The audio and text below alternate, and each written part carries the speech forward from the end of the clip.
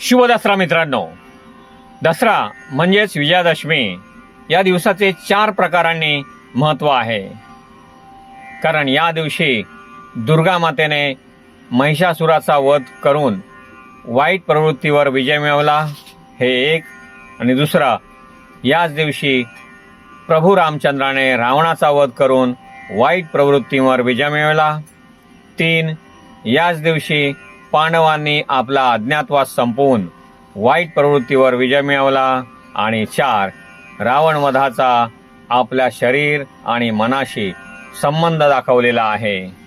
याचे वर्णन मी या व्हिडिओतच पुढे केलेले आहे. आपण शेवटपर्यंत बघाल आणि ऐकाल तर समजेल. म्हणूनच दसरा म्हणजेच विजयादशमी हा एक महत्त्वाचा हिंदू सण मानला जातो. तो वाईटावर चांगल्याच्या विजयाचे प्रतीक आहे. या दिवशी भगवान श्रीरामाने रावणाचा वध करून सीतेची सुटका केली.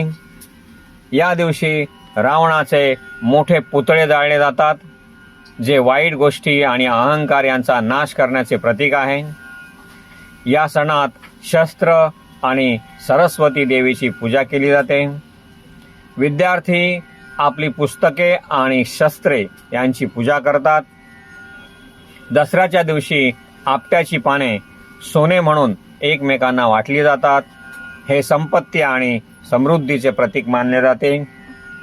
दसऱ्याच्या निमित्ताने विविध ठिकाणी सांस्कृतिक कार्यक्रम आणि जत्रा यांचे आयोजन केले जाते.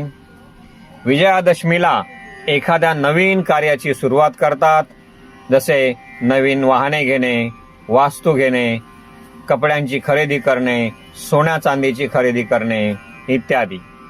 या दिवशी पांडव अज्ञातवास संपवून परत निघाले अशी ही आख्यायिका आढळून येते. पांडवांनी अज्ञातवासात जाण्यापूर्वी आपली शस्त्रे शमीच्या झाडावरील एका ढोलीत लपवून ठेवली होती. त्यापैकी गांडीव धनुष्य आणि काही बाण बृहन्नडेच्या रूपात असलेल्या अर्जुनाने विराटाच्या गायी सोडून आणण्यासाठी वापरले होते आणि त्या कामगिरीनंतर परत झाडावर नेऊन ठेवले होते अशी कथा आढळून येते. त्यामुळे विजयादशमीला शमीची पूजा करून त्याला औक्षण केले जाते. विजयादशमी या दिवशी ज्या वृक्षाची पाने लुटली जातात त्या वृक्षालाच अश्मंतक म्हणजेच आपटा असे म्हणतात. अश्मंतक या शब्दाचा अर्थ पित्त आणि कफ यांचा नाश करणारा. म्हणूनच आपट्या या झाडाची पानांचा रस पित्तनाशक आणि कफनाशक आहे. या दिवसाची आठवण म्हणून सत्याचा असत्यावर विजय, न्यायाचा अन्यायावर तसेच नीतीचा अनितीवर विजय म्हणून या दिवशी भारतात अनेक ठिकाणी रावणाचा पुतळा जाळला जातो. अश्विन शुद्ध दशमीचे दिवशी प्रभू रामचंद्रांनी दैत्य रावणाचा निपात केला होता. या दशसंख्येला धरूनच राम आणि रावणाचा उल्लेख आहे. तो असा की दाशरथी राम तर दशमुखी रावण. राम म्हणजे अतिशय आनंद देणारा अंतरात्मा. आणि तो दाशरथी का, उपनिषदांनी याचे वर्णन केलेले आहे. ते असे की शरीराला रथाची उपमा दिली आहे व या रथाचा स्वामी जो आपला आत्मा आहे. सारथी बुद्धी आहे तर मन लगाम आहे. आपले शरीर दशेंद्रियांनी युक्त असून इंद्रियांना रथाच्या घोड्याची उपमा दिलेली आहे. रावण हा ब्राह्मण होता, चांगला विद्वान पंडित. त्याला दशग्रंथ अगदी मुखोद्गत म्हणून त्याला 10 तोंडे दाखविली आहेत.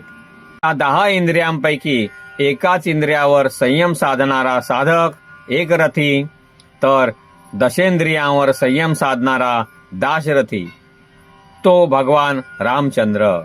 आणि रावण दशमुखी का, तर रावण हा ब्राह्मण होता, चांगला विद्वान पंडित. त्याला दशग्रंथ अगदी मुखोद्गत होते म्हणून त्याला 10 तोंडे दाखविली आहेत. परंतु आपल्या ज्ञानाचा, माहितीचा त्याला अतिशय गर्व होता, अहंकार होता आणि याशिवाय त्याला जे काही माहीत होते ते सर्व लोकांना आरडाओरड करून मोठ्याने सांगण्याची त्याला सवय होती. आणि म्हणूनच त्याला रावण असे नाव पडले, कारण रावणचा अर्थ रवैतिती इति रावण, जो आरडाओरडा करून सांगतो म्हणजेच रवैतिती. साधना केल्यावर जे ज्ञान प्राप्त होते त्यामुळे साधकाला गर्व उत्पन्न होऊ शकतो. हा असुर रावण दुसरे कोणी नसून ज्ञान वा शक्तीमुळे गर्वमदान्वित झालेली साधकाची अहंकारी वृत्ती होय. साधकाला म्हणजेच दशरथी रामाला आपल्या असल्या नीच प्रवृत्तीचे दमन करायचे असते. त्याशिवाय साधना पंथात तो विजयी होऊ शकत नाही. साधकाच्या स्वतःच्या असल्या असुरी वृत्तीवरील विजय म्हणजेच विजयादशमी होय. रामाने रावणाला मारले म्हणजेच आपल्यातीलच अहंकारी वृत्तीला मारले व अधिक ज्ञान मिळवण्याचा मार्ग मोकळा केला. ज्ञानी माणसांनी, साधकांनी आपल्या ज्ञानाचा अहंकार न धरता विनम्र व लीन असावं, हा रावणवधाचा आशय आहे.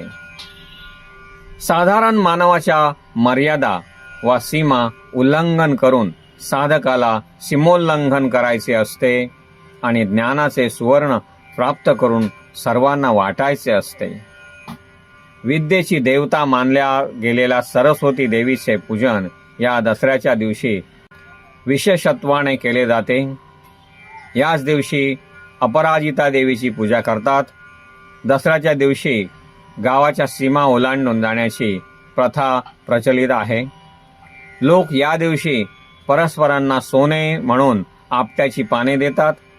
सायंकाळी गावाची सीमा ओलांडून ईशान्येस जायचे, शमीच्या किंवा आपट्याच्या झाडाची पूजा करायची, तेथे अष्टदल रेखाटून त्यावर अपराजिता देवीची स्थापना करायची आणि तिला प्रार्थना करावयाची की मला विजयी कर.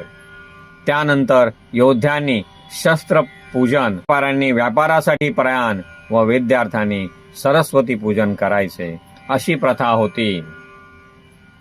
मुले पाटीवर सरस्वतीचे प्रतिकात्मक चित्र काढून त्या पाटीची पूजा करतात.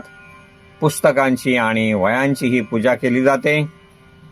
3.5 मुहूर्तांतील एक मुहूर्त मानल्या गेलेल्या या दसरा म्हणजेच विजयादशमीला एखाद्या नवीन कार्याची सुरुवात करतात. नवीन वाहने घेणे, वास्तू खरेदी करणे, कपडे खरेदी करणे, सोन्या चांदीची खरेदी करणे इत्यादी. मित्रांनो, असा हा आनंदाचा दसऱ्याचा दिवस तुमच्या आयुष्यात सुखे घेऊन वारंवार येवो, अशी मी श्री रामाच्या आणि श्री दुर्गा मातेच्या चरणी प्रार्थना करून हा व्हिडिओ इथेच संपवतो. पुन्हा एकदा तुम्हाला दसऱ्याच्या हार्दिक हार्दिक हार्दिक शुभेच्छा. धन्यवाद मित्रांनो, नमस्कार. तुम्हाला नक्कीच व्हिडिओ आवडला असेल. व्हिडिओला लाईक करा, शेअर करा. तसेच माझ्या चॅनलला सबस्क्राईब केले नसेल तर आत्ताच करा. धन्यवाद.